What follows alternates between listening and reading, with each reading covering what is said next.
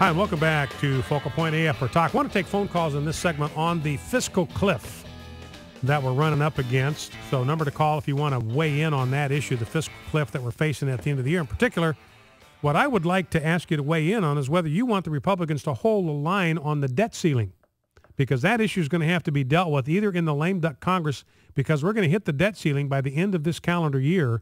And the Treasury has some ways to kind of bounce that off until 2013, some gimmicks that they use, but that is going to have to be dealt with.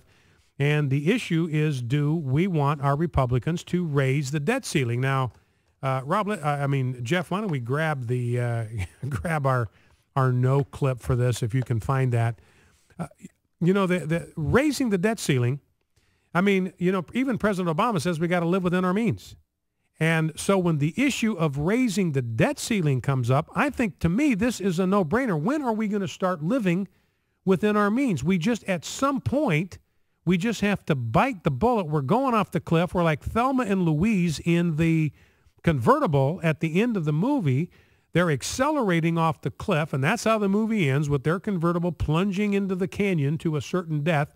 And they accelerate. I mean, they're not slowing down. They're not braking. They're not even trying to stop the thing from going off the cliff. They are accelerating, get their foot on the accelerator. And that's where we're headed. It's completely unsustainable what we're dealing with right now as an economy. So we're heading off of that abyss. And the only thing is the people that are driving the car aren't going to stop it. I mean, President Obama is sitting in the driver's seat. He's got his foot on the gas. The Democrats in the Senate are sitting in the passenger seat. The Republicans are locked in the trunk. Now, the one thing they can do is they can throw a monkey wrench into the transmission. They can disable the transmission. They can bring that thing to a screeching halt. And so when any Republican comes to me and says, should we raise the debt ceiling, this is my response. There are just so very many ways for me to say this to you. Never, not in a million years, absolutely not. No way, Jose, no chance, Lance, and yet, negatory, nah, and of course my own personal favorite of all time, man falling off of a cliff. No!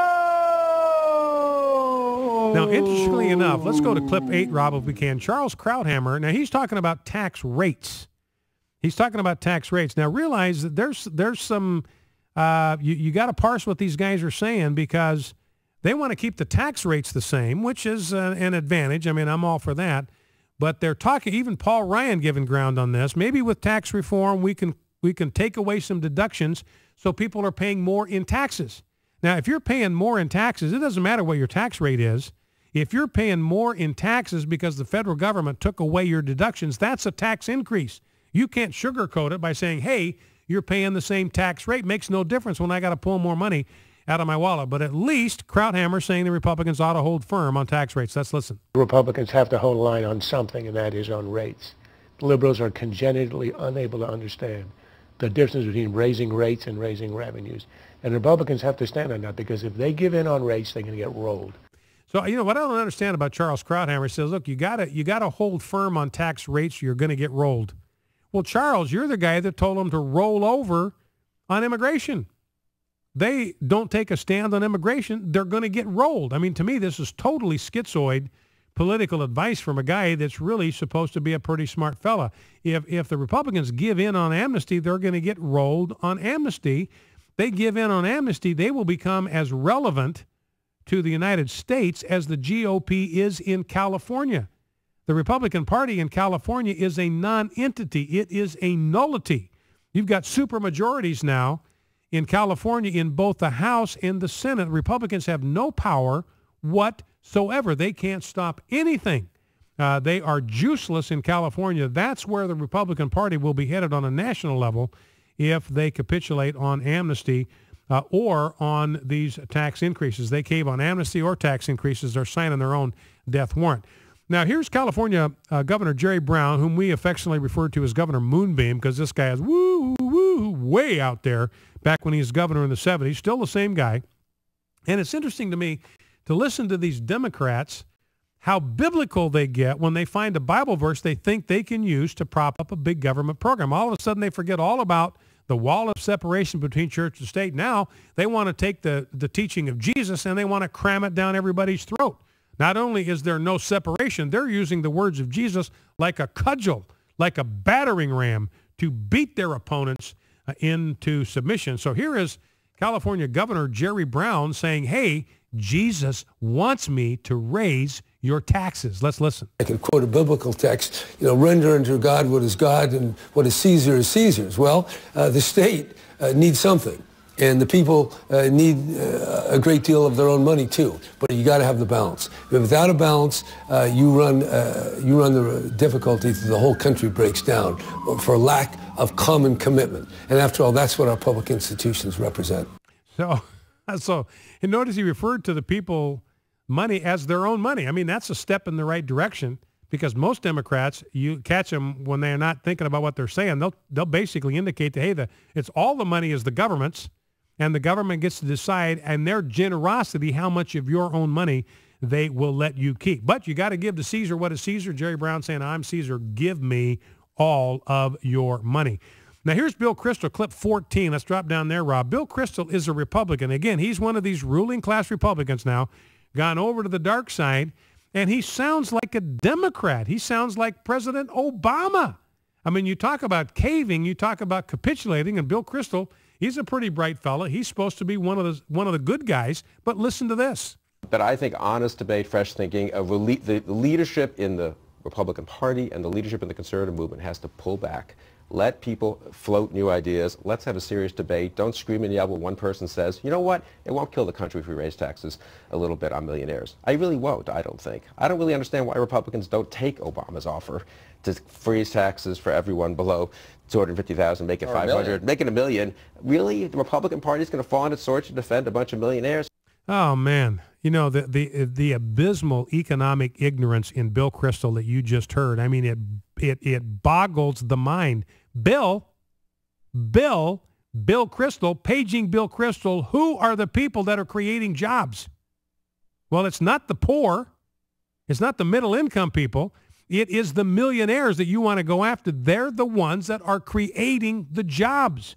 They're the ones that are starting companies. They're the ones that are investing in companies. They're the ones that are putting money in the bank so people can borrow it to start small businesses. They're the ones that are hiring people. They're the ones that are expanding business. I mean, it's just abysmal to me that Bill Kristol doesn't understand this. If you take money, there's not a single solitary thing that the government can do with a rich person's dollar that is better than what the rich person can do with it himself. Not a single solitary thing when you're talking about the economy. Nothing. There's nothing the government can do with a dollar of a rich person that's better for the economy than what the rich person will do with it himself. Now, I could go on and on and on about that, but you take money away from millionaires. They'll say, okay, you do that. So let's say that they eat out less. They give up some fancy pants dinners at a fancy pants restaurant. Who gets hurt? Who gets hurt when they do that? Does the millionaire get hurt because his money's now gone to the federal government and so he eats out one fancy pants dinner less a month? No, he doesn't get hurt. Who gets hurt? It's the busboys that get hurt. It's the waitresses and the waiters that get hurt. It's the hostess that gets hurt. It's the cook that gets hurt. It's the owner of that restaurant, small business. He's the one that gets hurt. I mean, this ignorance coming from a Republican is just astonishing. Well, let's go to the phones. Let's go to Eric in Oklahoma. Eric, you're on Focal Point with Brian Fisher. What's on your mind? Well, pardon me, Brian, a couple of things, and God bless you for your program. One, regarding the sequester. You know, there are $1 trillion of cuts, half from the military and half from, entitlement spending? Well, no, the reality is 42% of the impact of the sequester is going to come out of defense, only 18% out of entitlement spending. So the military is going to bear the brunt of this. Okay, well, but there is if there's $1 trillion to be cut, and it's 42% military, 18% entitlement, then the rest comes from where? Well, I guess it comes from discretionary. I saw the breakdown the other day, but I forget. But anyway, it's $1 trillion, and half of it roughly is going to come out of the military, and half in other places. Well, you know, Brian, I know you agree that obviously we're spending.